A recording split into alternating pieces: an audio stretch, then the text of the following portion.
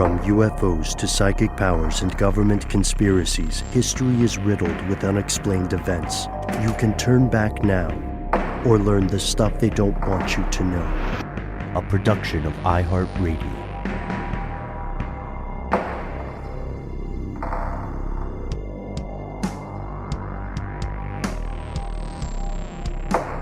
Hello, welcome back to the show. My name is Matt. My name is Noel. They call me Ben. We're joined as always with our super producer, Alexis, codename Doc Holliday Jackson. Most importantly, you are here, and that makes this the stuff they don't want you to know. It's Thursday, if you're hearing this, the day it comes out, which means it is time for our weekly listener mail segment. What's going on with Facebook ads? How much do you know about your grandparents? What are some of the most exclusive / dangerous museums you have ever visited? We'll have 3 of our fellow conspiracy realists giving you their own takes on each of those questions. And what better way to start than to go, back into a little bit of ancestry. I think we all have in our lives a relative, maybe an immediate family member, maybe someone a little more distant, who has a sketchy past or has gaps that aren't explained. Ben, that's not everybody, dude. I'm telling you, it's not. I feel okay. Are you saying some people are every bit as wholesome as they seem, Matt? Is that what you're saying? Perhaps many of us just don't know yet. I think that's more fair. The correct way to say it. Yeah, until it gets to like the deathbed confession or the revelations upon going through a loved one's possessions, and you figure out, oh wow, my uncle was DB Cooper or something. Yeah, you know what I mean. Or maybe your grandmother shows you a VHS tape, and you go, "Holy crap!" Are you talking about Archive 81 there, Matt? Kind of, but in a way, one listener's very own Archive 81. Hey, we're all 80s kids. By the way, look, I'm putting this out here. I have COVID. I just found out I have COVID. I feel weird as hell. It's so not great. No, it's okay. We're just recording while we do this. It's just Matt, weird. Just ride the crazy COVID snake of dementia to Valhalla, baby. That's all you can do. That's what I'm doing. Which gets me to 80s kids and that we are. Do you guys remember a weird thing called Photomat? Yes. Do you remember this? Well, wait, I mean, there is the Photomat, which was like, what they used to call the place where you go get photos printed and duplicated. But what is Photomat? Was this like some sort of proto app of some kind? No, it's the kiosk. Little tiny room. Yeah. Yes. They were on the way out, I think, by the time I would remember. But I remember hearing of them and then seeing them in media. I want to say my grandmother in Ohio is the reason that I remember them, because we would go and visit my family in Ohio, and in the shopping centers there would be, like you said, Ben, a little kiosk that exists as a hut, just sitting out in the middle of the parking lot that you could drop off your exposed photos to, or the actual film. It would get shipped off and processed in a day, and then you could come and pick it up again at the same place. Well, just keep that in mind, that image in mind, as we hear from Graham. Hey, guys. So I was talking to one of my buddies today, and it reminded me of something that you guys might find very interesting. So when I was a kid, my grandmother called me and asked me to come up to her house. She had something to show me on her VHS player. And she popped in the VHS, and it turned out to be an episode of the TV show America's Most Wanted. So my grandfather was the subject of this show, America's Most Wanted. And it's a very interesting crime tale. His name was Clifford Graham. He was the founder of an old drive-through photo developing company called Photomat. And then once he developed Photomat, he got into various different business ventures. And he then invented a company called AU Magnetics, which created this almost oil spire looking thing that you could dump in a bucket of sand, and it would separate all of the precious materials from the bucket of sand. But instead of using the investor's money to invest in the product, him and his business counterparts decided to take all of the money and keep it for themselves. So with that, there were really high-level investors, the vice president of the United States, and people that were running for Congress, and people that were film executives.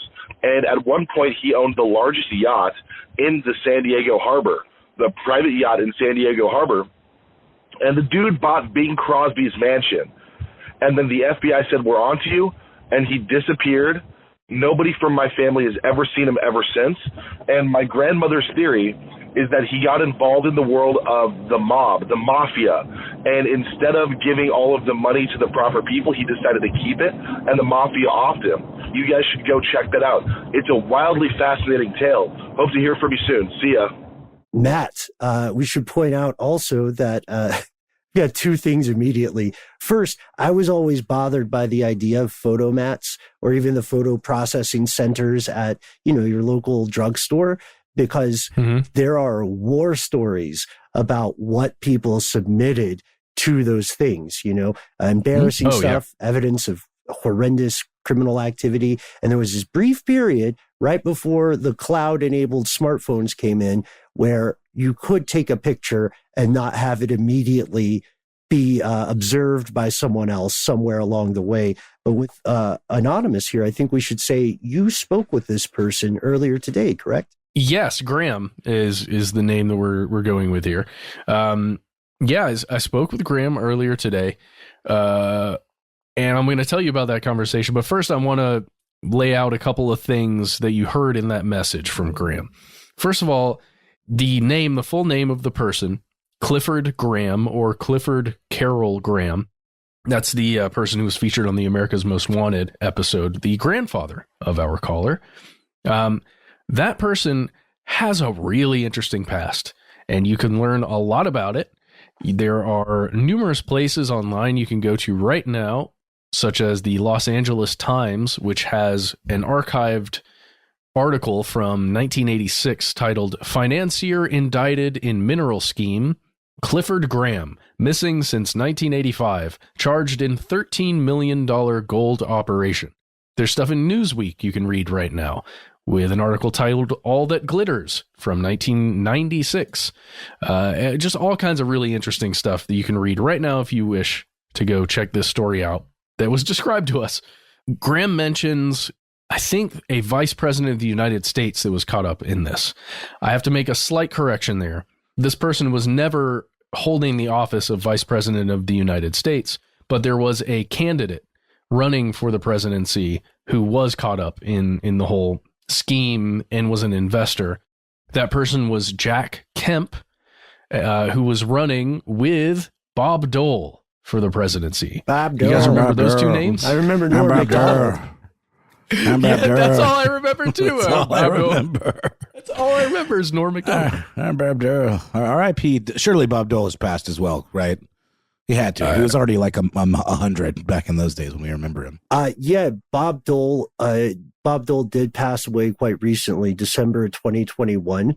No way. Yeah. Yes way, Ted. That's right around the time Norm Macdonald died. I know. It was a real Cloud Atlas moment for them. But also, the weirdest thing about that, whenever somebody brings up like a Bob Dole or something for me, is that Henry Kissinger is still alive. There's nothing. It's weird, right? It's weird that he would. Anyway, that's a story for another day. So Matt, yes, Bob Dole. Remember Bob Dole? He was taken in by the scheme. No, not Bob Dole. Okay. He was running for president. His vice presidential candidate, or the person who would have been vice president had he won, was a guy named Jack Kemp. Yes. And you can read in that Newsweek article, All That Glitters, about Jack Kemp's he had a friendship apparently with Clifford Graham, as well as many other people.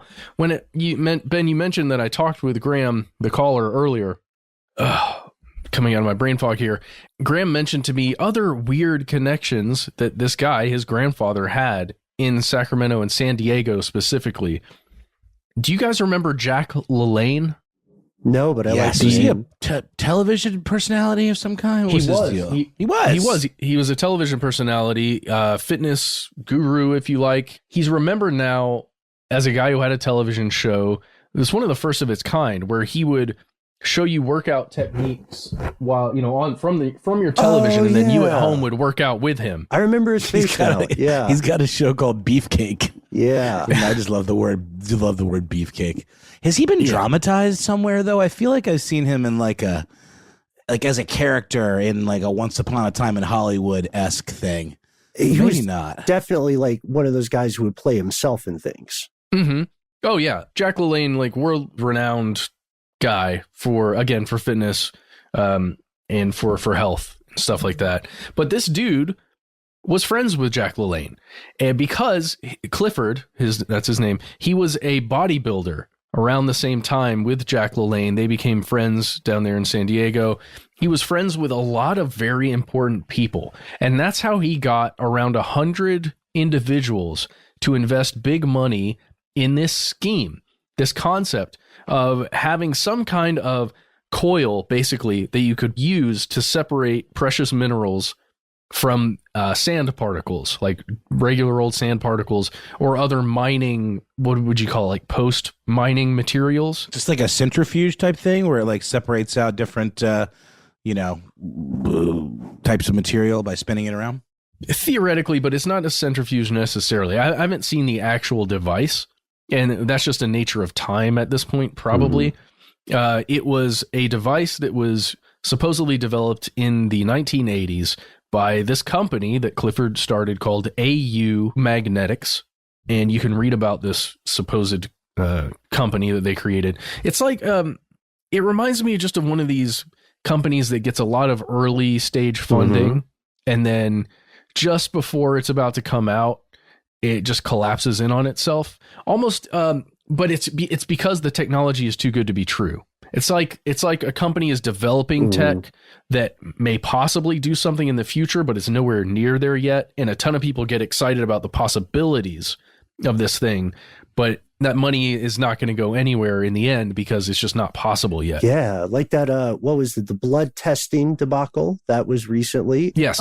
Or for anybody who wants a really wild ride, check out, no spoilers, but check out the Dale Carr saga on car stuff. It is, even if you don't like cars, you're going to be amazed. But yes, this happens. People get built. Or the Nikola electric car is the same thing. It's one of those things where it's like they have maybe a prototype of some kind, or maybe it's not even a real prototype. It's actually just like a working model of some kind, or a scale model. And they're hoping that if they get enough interest, they'll have enough of the funds to actually make the tech real. But it's all kind of blue sky and bullshit.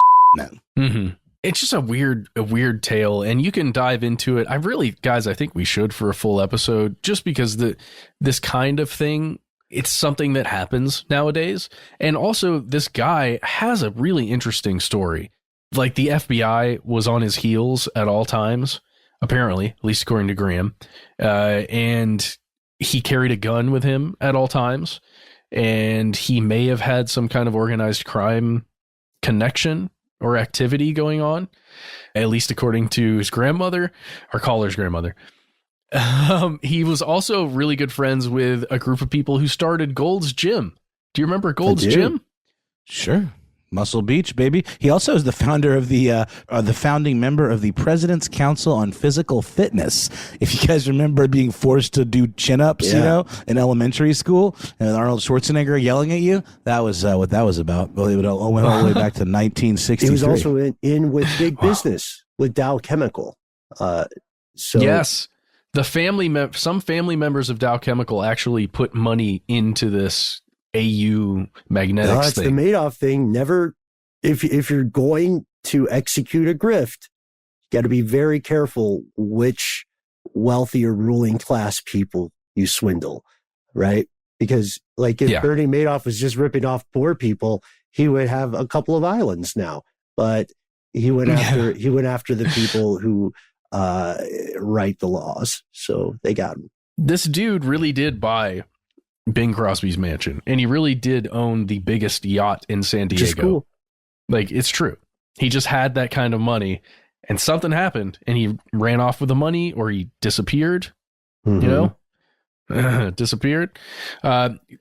Apparently, our caller's grandmother believes that he escaped to Mexico with the money and lived out his life. It's very unlikely that he is still alive.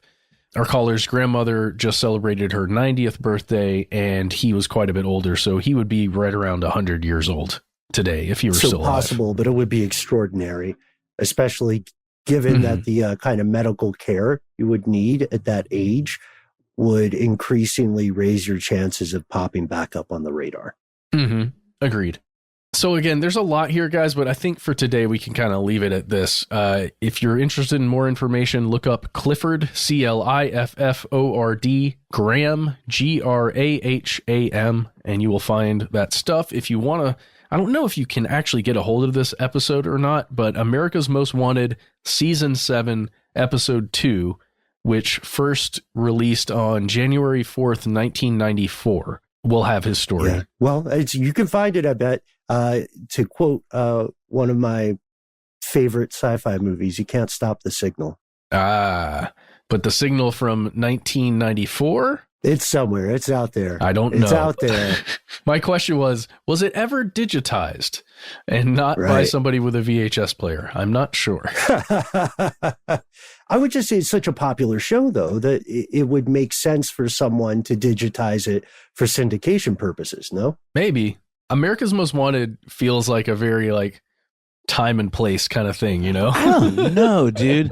I mean, do you really differentiate it that much from Unsolved Mysteries?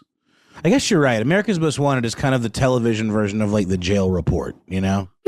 Well, the bigger picture, though, I think that, look, if they didn't digitize it, I think somebody probably should have lost their job, because I would think there would be a whole network of content to be had out of digitized episodes of America's Most Wanted.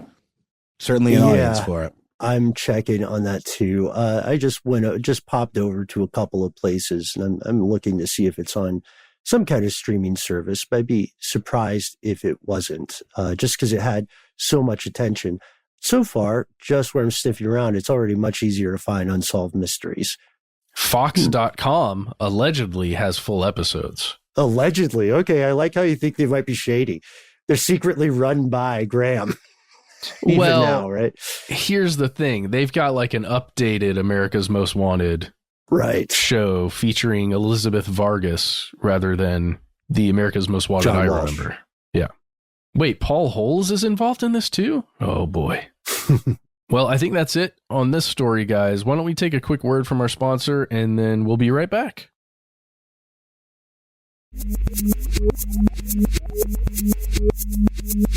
And we're back. And it turns out I have COVID too, so I'm also a little brain foggy today. So I distinctly picked this listener mail because I knew that, Ben, that it would hold a special place in your heart, and that it would have plenty for you to banter about, so I could just kind of shut up and suffer in silence. I'm kidding. Thanks for doing this show, guys. I know it's rough. Peek behind the curtain. All three of us are under the weather. I did test negative so far, but I probably have something like the flu. We also, off air, when we're talking about this is how important the show is to us, folks. We're pushing through. The show must go on, but we also know, with unfortunately intimate experiential knowledge, that those rapid at-home tests are not 100% accurate. No. What was it you were saying, Noel, off air? You were like, I only trust it if it gives me a positive. Yeah. I mean, my girlfriend tested, this is the funny thing about my girlfriend. She's very aware of her body. That sounds like some hippie shit. But what I mean to say is she runs very cool in terms of her temperature. And she woke up in the middle of the night and felt like she maybe had a tiny fever, took her temperature, had a temperature, and she never runs a temperature. So the next morning she's like, okay, I have no other symptoms but the fact that I had a 1 degree temperature for 5 minutes. It had gone down at this point. So we got her an at-home test, and it was negative. She didn't trust it. We went and got a PCR test. It was positive. I tested negative with my at-home test, but I'm waiting on the PCR test. But I have the same symptoms that Matt has, and that some others that I know. Well, you know. Here's the thing. It actually feels to me the way it felt when I got my booster shot. So it's a familiar feeling. So I'm positive that I have it. It's brain fog, kind of achiness, and hot and cold, and it's icky, but it's not the end of the world. Obviously, we're here powering through. We do it for you, good people of the conspirasphere. We do it for you. For the record, my at-home test was neon pink on that line. It was crazy. Anyway, just And thanks to Ben for providing me with the at-home test, along with some Christmas gifts that I had not gotten to get from him yet, an incredible hat that I am in love with, and a book about dumb birds of North America, which is, I think, probably one of the most thoughtful gifts I've ever received. And by the way, Day, my girlfriend, wanted me to tell you specifically how much she loves it as well. Awesome. So it's the one, it's the one book that I thought would be of comfort for you in that kind of genre. And if you read the descriptions, they're amazing. They're great. French here, but it's like the common North American pigeon. And the first description is this motherfucker. And it just goes on. It's just roasting birds for the length of the book. I got to tell you, Ben, it's going in my bathroom. Because I want everyone to see it. You got to put your best coffee table-esque books in the bathroom. So this is like a solid bathroom reader. It's also the perfect size. I've got a little kind of toilet paper shelf kind of closet thing that goes right in front of the toilet. So people will not miss it, Ben. It's going to live there. But thank you dearly. And so, in exchange, I give you the gift of this email. How about that? This email from Melbourne, from our pal Will in Melbourne. He says, "Hey guys, love the podcast. Always listen to you on my road trips down the coast in Victoria, Australia. I just finished your episode. It's out in secret museums and wanted to share my experience." By the way, a bunch of awesome feedback from that episode. I personally had a ball on that episode. I think we all did. I think it was just, in general, a really fun conversation. Because who doesn't love a good museum? And there's so many freaking weird ones out there. And we found out about tons more. I think we should maybe even do a follow-up and read some other people's suggestions, because there are some great ones. But Will goes on. In 2012, I actually traveled to North Korea for 8 days. I was there for Kim Il-sung's 100th birthday celebrations, so got to experience some pretty cool things, including the big military parade in person. Our tour also took us to all the main museums, including the Victorious War Museum. Just the names of these are amazing. The Pyongyang Metro Museum. I'm surprised it's not of excellence or greatness. And the International Friendship Exhibition, which showcases gifts to Kim Jong-il and Kim Il-sung from international dignitaries and leaders from around the world. The museums and monuments throughout the country are exactly what you'd imagine. Propaganda all the way. But the propaganda adds to the whole experience of visiting the country. Another incredible thing about North Korea is that they have theme parks and roller coasters everywhere. Never seen so many roller coasters, and we even got to try some out. Ben, does this track? Yeah, no, absolutely. Yeah. I 100% believe our fellow conspiracy realist from Melbourne did visit this country and did witness these things, because the 100th birthday celebrations were huge to do, obviously, right? And then also because this is an Australian national writing to us, so a little bit easier to get in. That's right. If you're not a Yankee. Yeah, no, that's a good point. He had said his next story, he talks about studying abroad for his study in international affairs, or rather an international affairs think tank based in Melbourne. So you guys are very much cut from the same international cloth there, Ben.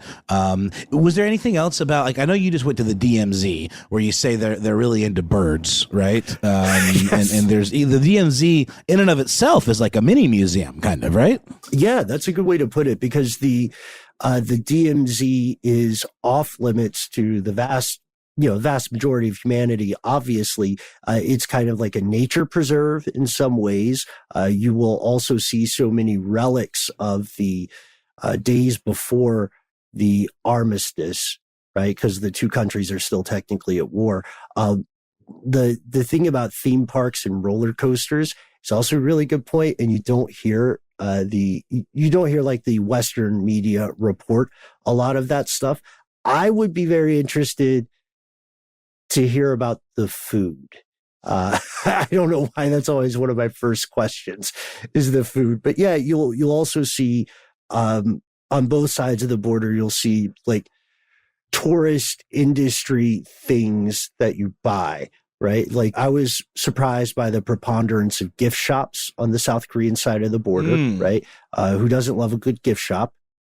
I don't know if we mentioned that in our Secret Museums episodes, but I walked away thinking, because I just re-listened to that, and I too enjoyed the conversation. I walked away thinking, why didn't we talk about the gift shops?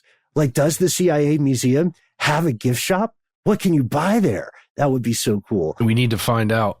I want to go and buy things from there. Right. Can you get like Jack the Ripper's murder weapon from the Black Museum over there in the UK? I doubt it, but they might sell a replica. I don't know.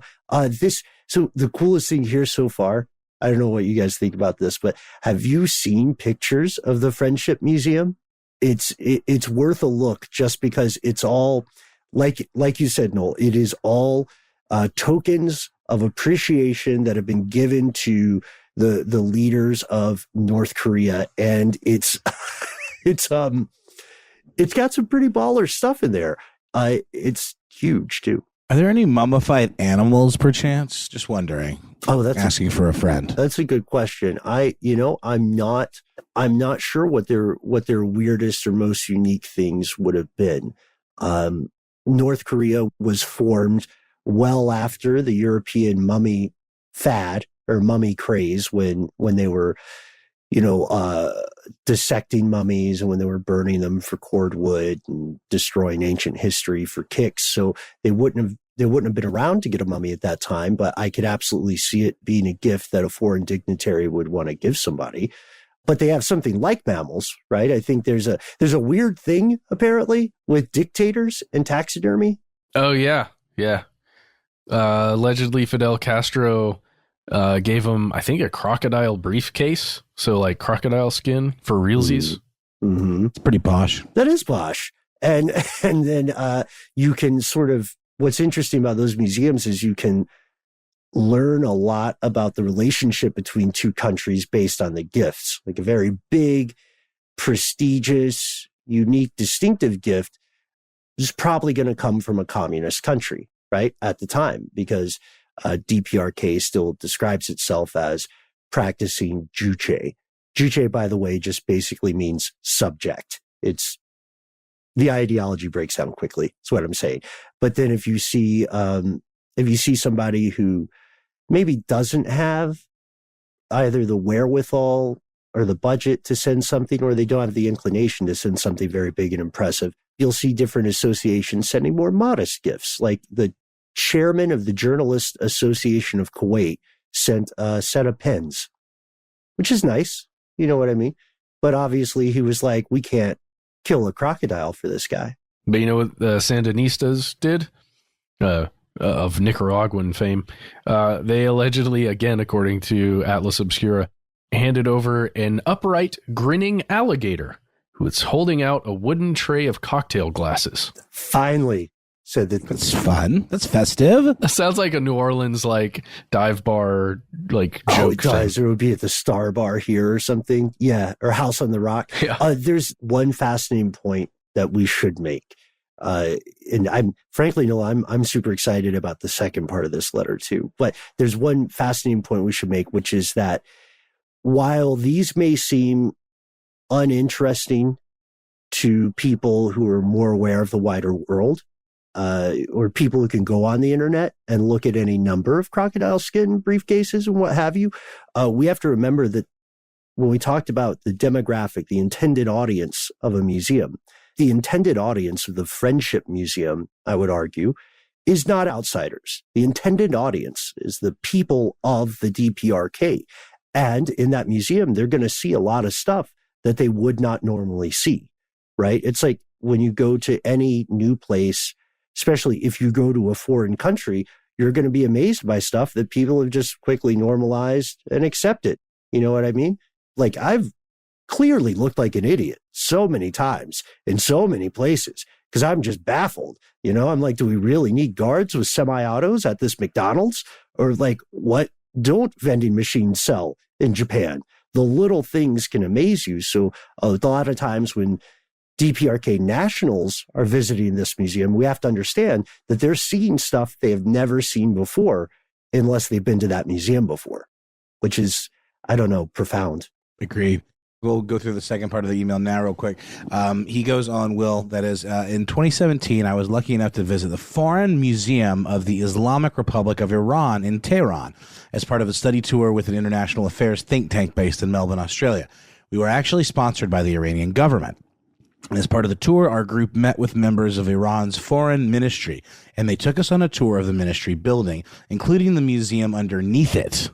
It includes all sorts of items like scripts from the Qajar era, portraits of foreign ministers dating back hundreds of years, and documents stolen from the old U.S. Embassy when it was raided during the revolution back in 1979. No tourists entering Iran get access to this museum unless they're invited by the foreign ministry, so we were pretty lucky to visit it. Just wanted to share my experience with you because there probably aren't too many people who have shared this experience. Once again, love the podcast and looking forward to many more awesome episodes too. Cheers, Will from Melbourne. I would agree. I think, Ben, it seems like you confirm that this was a very, very special, unique experience that our boy Will had. Yeah. You guys know this. We know each other pretty well this far into the game. Iran is one of those countries that's on my dream list, especially the ancient parts of Tehran. It's just the Persian Empire played such a huge role in the development of what we call civilization today. And it's a shame. Like many other people in the audience today, right? I know folks who live in Iran now. I've never met them in person, I've met a few in person, but then they had to travel back. And it's really difficult if you are Iranian American. It's really difficult for you to travel from the U.S. to Iran and back because the government may detain you. It's tough to get in, especially as an American. Maybe the only other country that would have a tougher time would be Israel.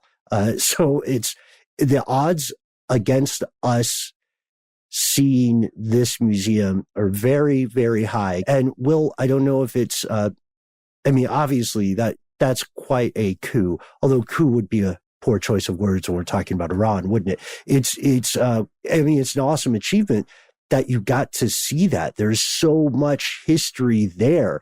I want to go, as Liz Lemon, played by Tina Fey, always says, I want to go to there. Have you guys ever wanted to go to Iran? Have you read much about its ancient history or its food? Well, I do love the cuisine for sure. And obviously it's, the cradle of civilization. There's no reason anybody that's fascinated by history and culture wouldn't want to go there, other than the aforementioned, complexities of coming and going from that country. But yeah, I would absolutely be on board to check it out if I knew that I was going to be able to get in and out safely. I think for someone from the U.S., you would have to travel in a group, and you would probably have to have a government minder with you if you were doing it legit. I don't know how helpful this will be for our Australian listeners, but if you are in the U.S., one of the first things you do when you're thinking about traveling somewhere is to check the Department of State. They'll have travel warnings. They'll have heads up. And the reason you want to read those travel warnings is, yes, read what they say, but also read between the lines of what they're saying. There's a lot of stuff that goes into play here. Like right now, let's say you want to go to this museum in Iran. As Will said, parts of the museum are restricted. They're by invitation only. Other museums in Iran are open to the public, like the National Museum and so on. But if you're from the U.S., here's what the Department of State says about traveling to Iran. They warn against all kinds of travel that cross borders or boundaries between Afghanistan, Pakistan, and Iraq because of mass detention of citizens in those countries, the probability of terrorist attacks. And then they say, due to the increasing tensions between the U.S. and Iran, it's possible that a conflict could break out. And they don't put an expiration date on that. So if you would like to plan to travel to Iran and its borders, just please be careful, as you could get trapped. The U.S. does not have, a strong diplomatic presence in Iran, which is a shame because I know I'm self-selecting here, you guys, but everyone I've talked to has been really cool. The people of Iran often are making a very sharp, conscious distinction between the citizens of a government they don't like and the government itself. So don't ever fall for that kind of bellicose saber rattling when you see some pundit on U.S. television saying Iran is rising, they hate the U.S.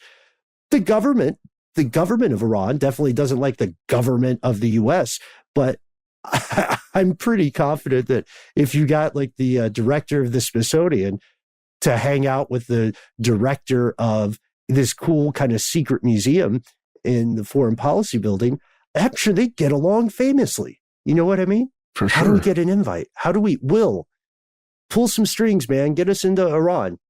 We'll send you a t-shirt. Yeah, you should totally let Ben in. Will, let Ben in. Matt, you don't want to go? No, I'm good. Noel, are you and I going on a buddy road trip to Iran? Yeah, man. Let me just get over this plague, and then I'll be right there. Yeah. I might feel different next week. We'll see. This letter says, Slayer says that you wanted to share your experience with your fellow listeners, Will, because you said there probably aren't too many people who have had these experiences, and you're absolutely right. And in both of those cases, the reason that people from at least our country can't in general go is because of ratcheting geopolitical tensions. That's it. You go to North Korea and the wrong stuff happens, then that has nothing to do with you, and you might become a bargaining chip, even if you're doing everything right. They might just say, hey, we're gonna hold Matt Frederick in Tehran until we finish this nuclear talk, and we're gonna hold Noel Brown in Pyongyang until we get this aid package worked out. I'll be your bargaining chip. Yeah, I don't mind. I've got no State Department ties, so I think I should be good. You say that, yeah. But this is like one other thing you point out, Noel, that I really like about this is that this is one excellent example of the many museums people have told us about, have reached out to find us on email or personal or show social, which is trickier to say than I thought it would be, or have called us directly. So keep them coming, because we are, this is one of those things where we might assemble a list of the best museums we've heard of and just make a listener mail segment that's entirely that. What do you guys think? I mean, we're getting that level of feedback here. Yes, the museum recommendations show. We're going to make call it a night at the museum. There we go. Yeah. Like the movie for children. And the sequel. With King Tut. And are there more than two? There's a whole night at the museum universe. Yeah. It'll probably eventually be an amusement park if it isn't. What's that? Ben Stiller, Teddy Roosevelt, played by Robin Williams. Yeah. R.I.P. R.I.P. Ben Stiller, unfortunately, is still with us. Oh. I'm just kidding. He's great. Yeah. I just think his best work is behind him. Apparently, he's super, super good at ping pong. He was in Atlanta for a while filming something and was at some local ping pong place. Just amazing people. He strikes me as being a really competitive guy. Mm-hmm. You know what it is? Yeah. It's the way he plays himself on Curb Your Enthusiasm, which is obviously he's taking the piss out of himself on purpose, but he plays himself like a total jackass. So any negative thoughts I have about Ben Stiller are based on his own dramatization of himself as being a Hollywood jerk. So I take back everything I said. Good on you Thank for having a sense of humor, Ben Stiller, to be able to poke fun at yourself. Go like Ben's. That. See, go Ben's all day, because I was going to point back to his appearance on the show Extras, where he plays like that amped, crazy version of himself. Yeah, he's weirdly directing a movie about genocide, and the guy's like, "My Coke is not cold." He's like, can we get this guy cold Coke in it? But he's like clearly super annoyed. Like, this is not my problem. But this is the guy who's like their kind of consultant on this like Armenian genocide film, or I forget exactly which genocide. Great. Yeah, no, it's very good. Okay, enough of these shenanigans. Let's take a quick pause, and then we'll come back with a different flavor of shenanigans from you, the listener, after a quick word from our sponsor.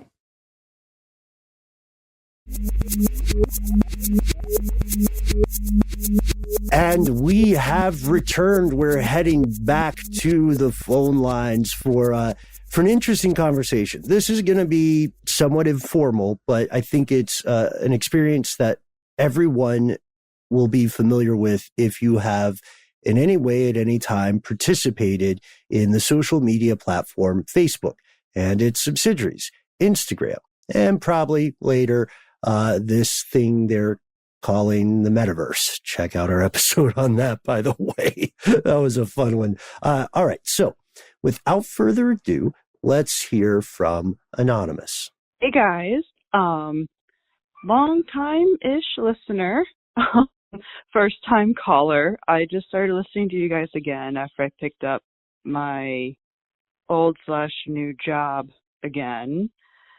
And so I'm listening to podcasts more often, and I've been listening to you guys. And there's something that I don't think you've covered this exact niche of something that's happened to me personally. Look, we all know that our phones listen to us and sometimes watch us with our cameras and whatnot.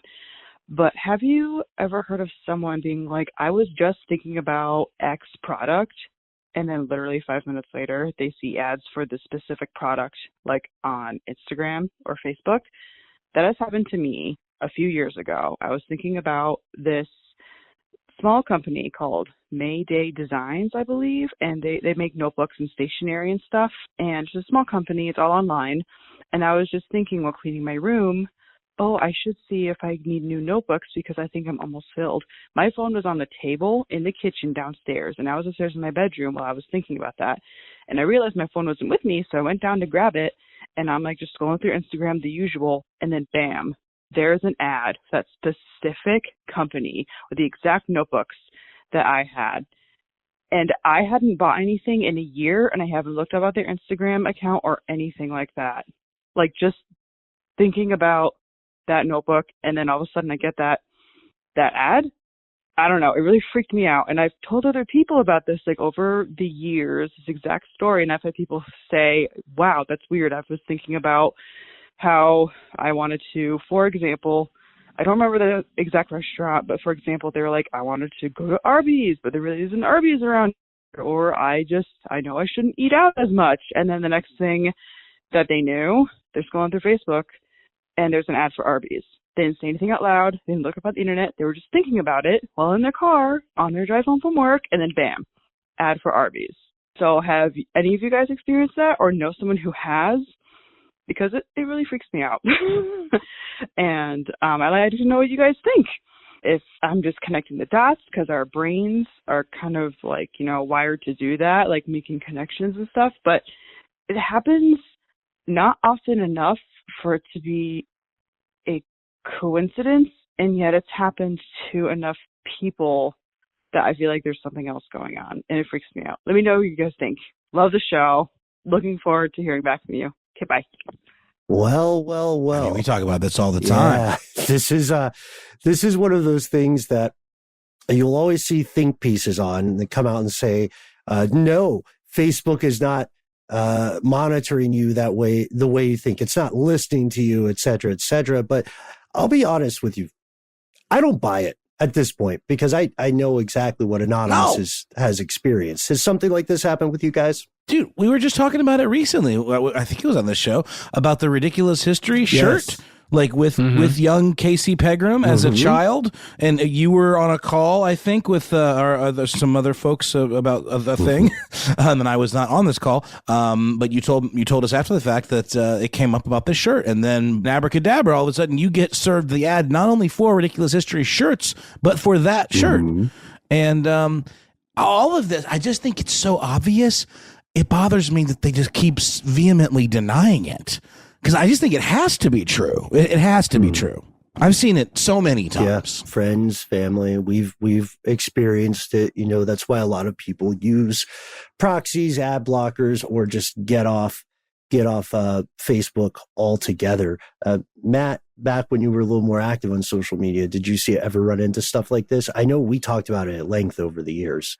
No, most of what I saw was an aggregate of things I had been searching for and things that were on my calendars, if that makes sense. Mm-hmm. Like your calendar's tied into your Outlook. It's sort of it's fair game, I would say, if you've granted access to your... Well, no, this was when it was all Google.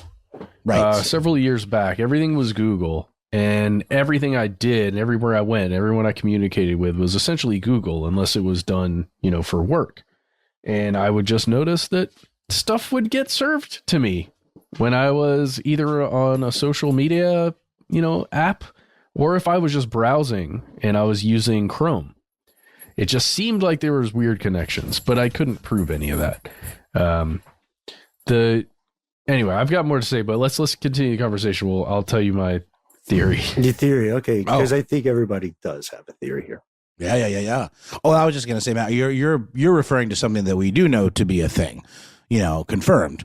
I mean, Google, uses keywords inside of your emails and in your calendar and stuff, and then serves you those little ads in the margins, right? Mm-hmm. Yeah, it does that, and Google is a whole thing, right? It's also Alphabet. Yeah. Alphabet is a thing. It's building predictive analytics, and this is where I think we approach this from two fronts. Anonymous, and everybody's experienced a weird algorithmic ad before.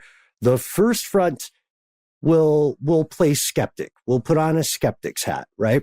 And we'll use some of those arguments that have been made by more skeptical folks writing those think pieces I mentioned. And then secondly, we'll talk about something plausible and a little more scary. So first, something that's going to be familiar to the skeptics in the crowd, the idea of Bader-Meinhof phenomenon. You've heard a word for the first time. You've heard a word like Saturnine or something, and then you learn about that word and you have that the more you know vibe going on, and you think, oh, that's cool. Now I know a fancy way to say gloomy. Basically, right. Languid and gloomy, crestfallen, right, right, and then later that week, that day, or whatever the interval of time is, you feel like everybody must have learned this word at the same time as you, because you'll be damned if you haven't heard Saturnine more times this week than you have heard in the entirety of your life. You know what I mean? But how much of that is an external factor and how much of that is the magnificent and hugely imperfect human brain saying, I still think we're out in the wild, hunting, gathering, foraging, trying not to be eaten. So I am going to recognize patterns, right? And if anything comes up, I'm going to obsessively, subconsciously build a pattern out of that. That's what happens with things like, let's say you're thinking you're going to buy a different car one day. Not to lean too much into the auto stuff, but you're thinking, I'm going to, I think I might buy it. Just name a car. What's a random car? Peugeot. Honda Odyssey. I'm going to buy a Peugeot Honda Odyssey. It's made by Honda and Peugeot. It is both infinitely annoying on the road and it's very small. It's a hybrid.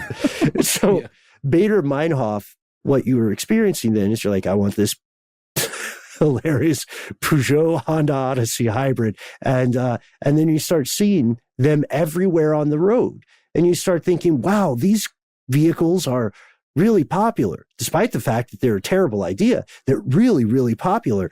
That may make you more likely to buy one.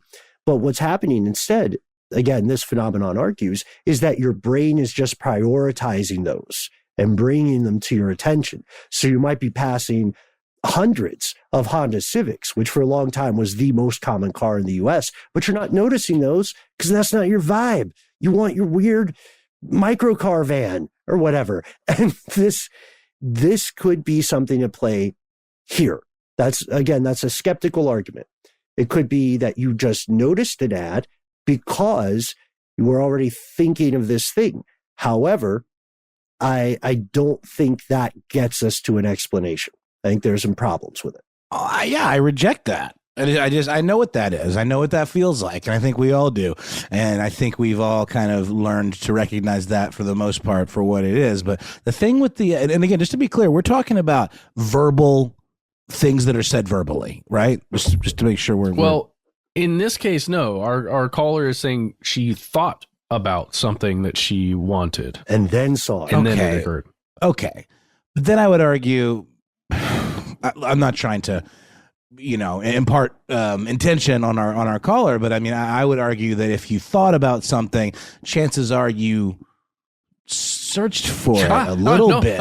Exactly. We're getting to my theory. I want to stay in the skeptical something adjacent to it. Is it really? Adjacent. Okay. No. Adjacent. It doesn't even have to be the exact thing. It's just a flavor of it. And then the algorithm's gotten so good that it extrapolates it to the thing you actually want. This is Oh, the okay, so second front. Yeah. That's the other. I'm just going to give you this one, which is just my theory, and I think it's a little different from yours. I don't want to take wind out of your sails.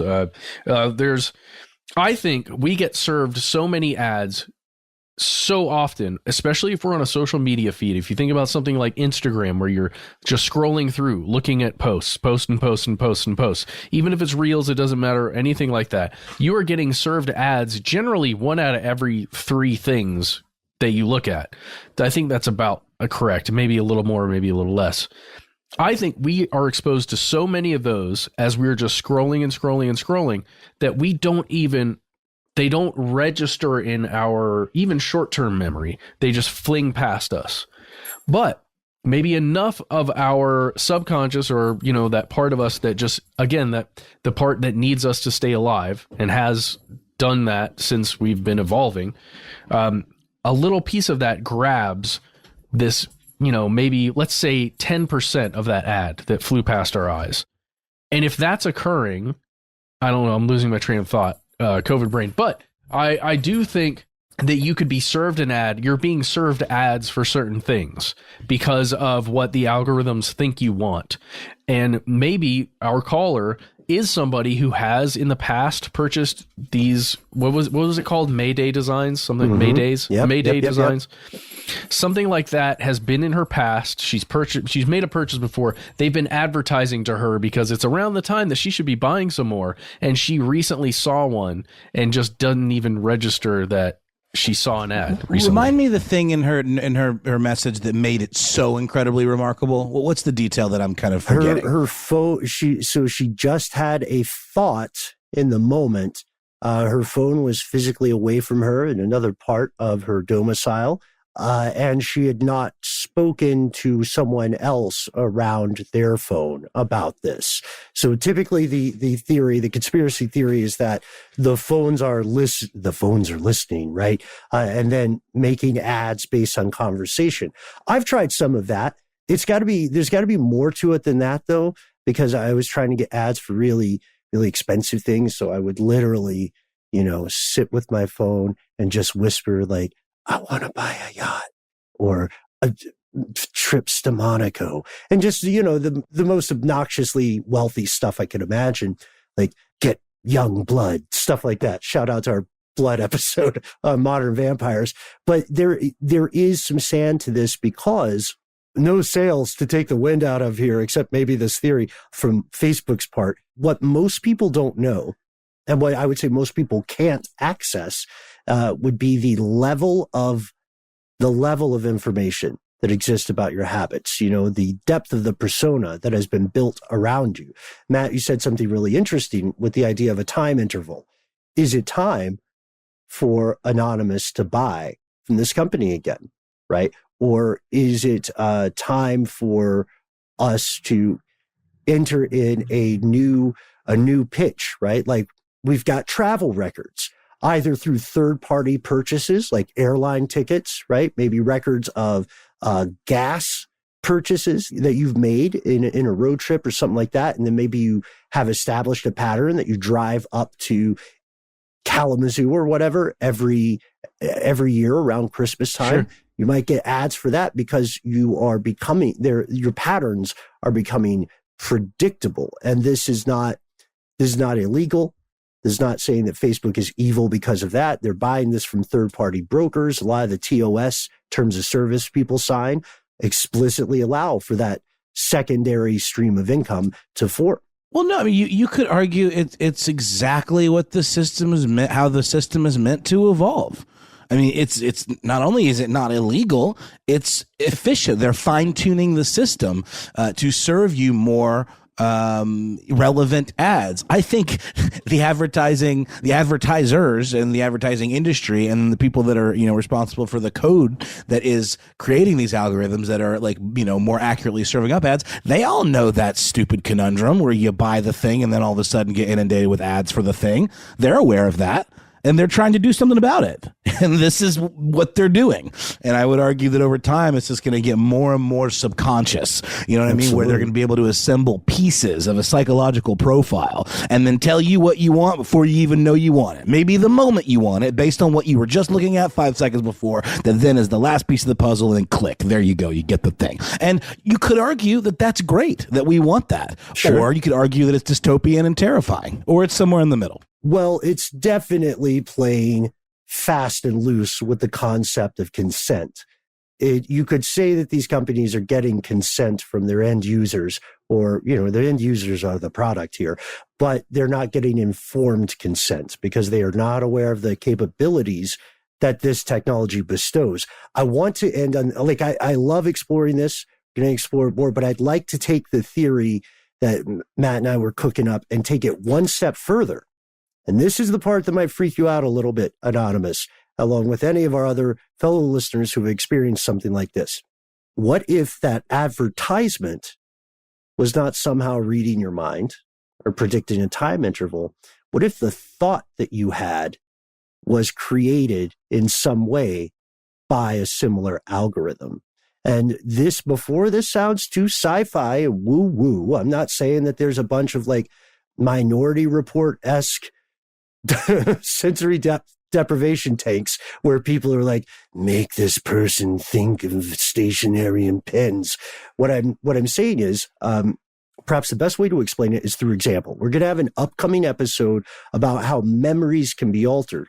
And in hand with this, or tentacle and tentacle with this, is the idea that thoughts can be planted in your mind without your consent and without your knowledge, and with a great, I would say, terrifying level of sophistication. The best example of this, before we get to that episode, is to check out clips from a show called Mind Control, done by the mentalist Darren Brown. Love him so much. Yeah, he's great. I think I'd like to have him on the show one day if you guys are interested. Are you kidding? We just have I will not be on that episode. I could. Nope.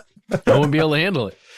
I would not be able to handle it. He'll probably get into our heads and listeners as well. But here's what he does. This is a bit of a spoiler alert, but I think people will still enjoy watching the process because it could apply to the theory we're cooking up about Facebook.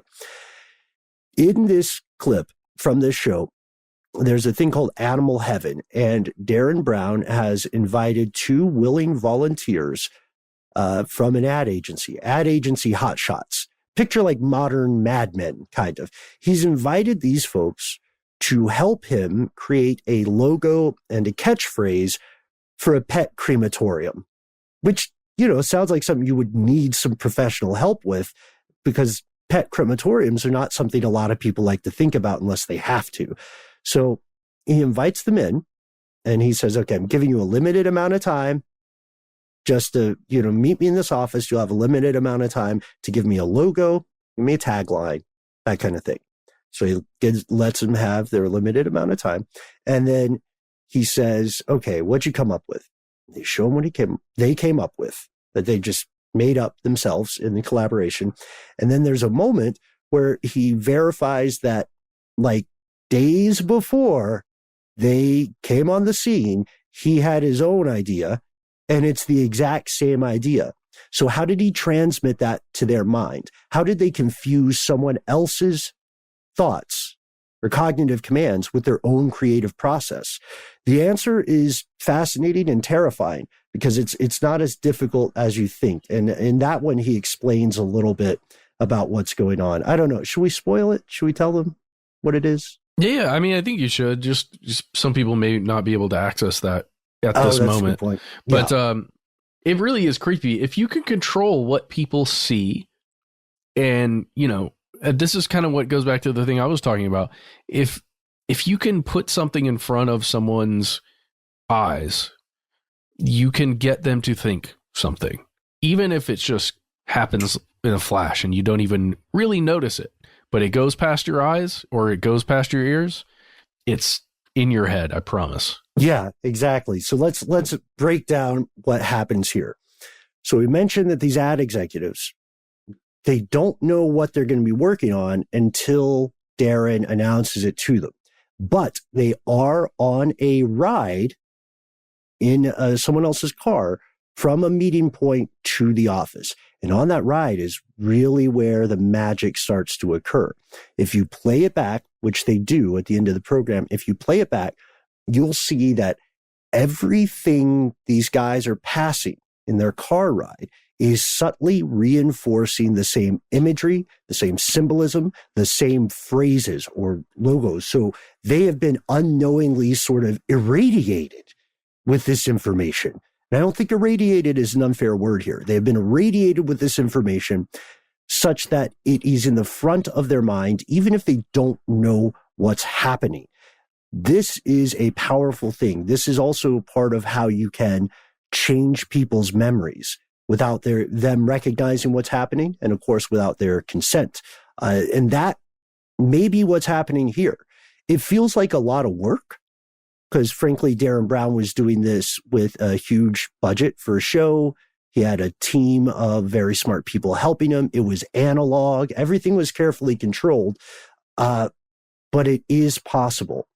It is possible to plant thoughts in people's minds, because the truth of the matter is, on any given day, most folks do not clock the majority of what they observe, subconsciously. Well, if we learned anything from Edward Bernays, that the linchpin of advertising or modern advertising is psychology and psychological manipulation. Yeah. So why should it be not more advanced at this stage in the game? Exactly.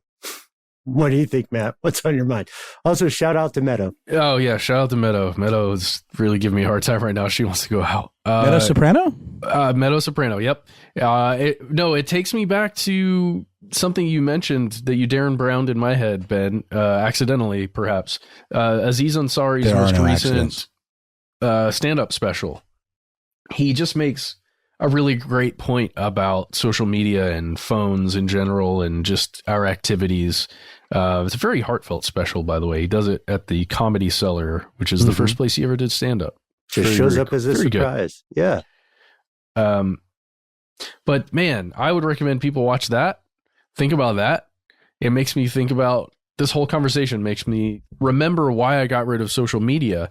And it also is making me lament the fact that I still have Instagram on my phone for work purposes.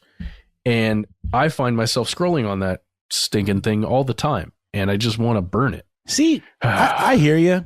I love Instagram. I've curated it in a way that really serves my needs, and I really like what I get from it. I feel like I'm getting exactly what I want out of it for the most part, and don't find it to be a suck on my life, maybe in the way that it is for some. Certainly, I could spend less time on it, but I really, really enjoy it, and I feel like I get value out of it in terms of learning about new artists, and I really like memes and resharing stuff and all of that. I have good interactions with listeners, and I'm a fan. But I understand that for some it can be a real toxic force. But for me, I'm okay with it. And I also feel like I've made no bones about the fact that, like, I know this stuff is going on. I just don't care that much. Like, I use the Facebook login to link to like other things like ticket websites so I can share that I've got tickets. I know that gives them a direct siphon into my data. I don't really care. Like, how is it affecting me in a negative way that they know my spending habits? Like, I understand that it's sort of the principle of the thing for some people where it's like, well, I don't want to, give the man an advantage or whatever. But to me, it's like, I just don't care. And like, if anything, if it makes the internet less annoying for me, then so be it. I just shared a screenshot. Yeah, I know you did, and I know who this guy is, and he's a creepy dude. But maybe I'm being myopic about it, not thinking big picture. Well, it's also it's evolving at a breakneck pace, and just because this is often an audio show for now, the picture that you shared, Matt, is Mark Zuckerberg having like a religious moment or a quiet orgasm. He was announcing the metaverse. Okay, he just gobbled down a tablespoon of Sweet Baby Ray's. And screen caps are weird, so maybe I'm reading too much. But yes, you can be guided, and it doesn't mean that you are not intelligent. It doesn't mean that you are somehow less than. It just means that a lot of people are making a lot of money by getting closer and closer to being able to say, hey, Illumination Global Unlimited, give us $20 million and we guarantee you that we can get X amount of people to buy your new shoe feet or whatever. And shoe feet is a brilliant design where it's like they look like you're barefoot, but you actually have shoes on. But really nice bare feet, not like yours. Right. Well, The royal yours. You're not referring specifically. Ben has impeccably I have feet. feet. I can you have them. You have them treated. I've seen them. They have a glow to them. Shoe feet. But shoe feet is they're fine because it's like I've always really had a problem with those toe shoes, but shoe feet's something else, and I'm okay with shoe feet. But we benefit from advertising, and we benefit from things like what's called lookalike audiences. Like that is a concept where you take data and create like a simulation of an audience that you want to serve, and in order to do that, you have to have data. So I don't know. I can't be too mad at it, but I have bowed to the sneakiness of it all in a lot of ways. I kind of respect the hustle. But also, you say that there's, Ben, you mentioned that you think that this is not informed consent. But I mean, it's the choice we make not to read those updated terms of service. I have a feeling that although they update them, they're updating it with this kind of stuff. Yeah, telling you the new ways and all the new ways that they're taking your stuff and doing stuff with it. But it's a personal choice not to read those every time a new one comes up. That's true. And these things can seem like relatively academic observations so long as they remain conversations about opt-in systems that are not mandates. And my question is, how far away are we from that? This conversation is taking us in a lot of different directions. It is food for thought. You can see Matt Knoll and yours truly are on varying levels of a spectrum in terms of our interaction with this brave new Promethean fire of ubiquitous, always on communication that is steered without your knowledge. But we want to hear your thoughts. Take a page from our fellow conspiracy realists here. Thanks to everyone who reached out to us. We can't wait to hear what your take is on traveling to Tehran. Just going to pick that one out. What your take is on mysterious past of your relatives. And then, of course, what your take is on the idea that your thoughts might be guided by forces you don't consciously recognize. I think to me that is a scary point, because we often like to think of our minds as sort of the last sanctum. You know what I mean? Like the last thing people can't get into is going to be your air-walled thoughts. And you can think whatever you want and no one knows except for you. But that may not be as much the case as you think it is. So we're asking for consent. We would love if you would let us know your thoughts instead of us trying to create them in your head. We try to be easy to find online. That's right. You can find us on the internet. We are on Instagram at Conspiracy Stuff Show. Everywhere else, we are just Conspiracy Stuff. That's Facebook, that's Twitter, and that is, of course, YouTube, where you can find daily video content for your personal enjoyment and perusal. And I think we're going to be seeing some cool new stuff in the very near future popping up in one or all of these places. You can also, if you prefer to stay off of the internet and use something a little more analog, you can give us a telephone call, 1-833-STDWYTK. That's right. When you call in, leave yourself a cool nickname. Amuse yourself or us. We like it in both ways.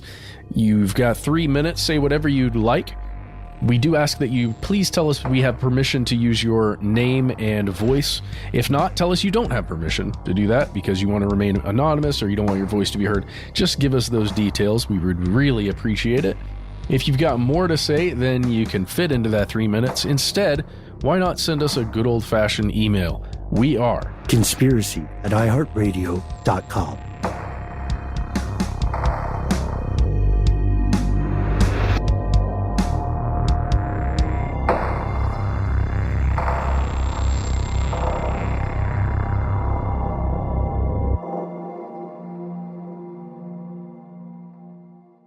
Stuff They Don't Want You to Know is a production of iHeartRadio. For more podcasts from iHeartRadio, visit the iHeartRadio app, Apple Podcasts, or wherever you listen to your favorite shows.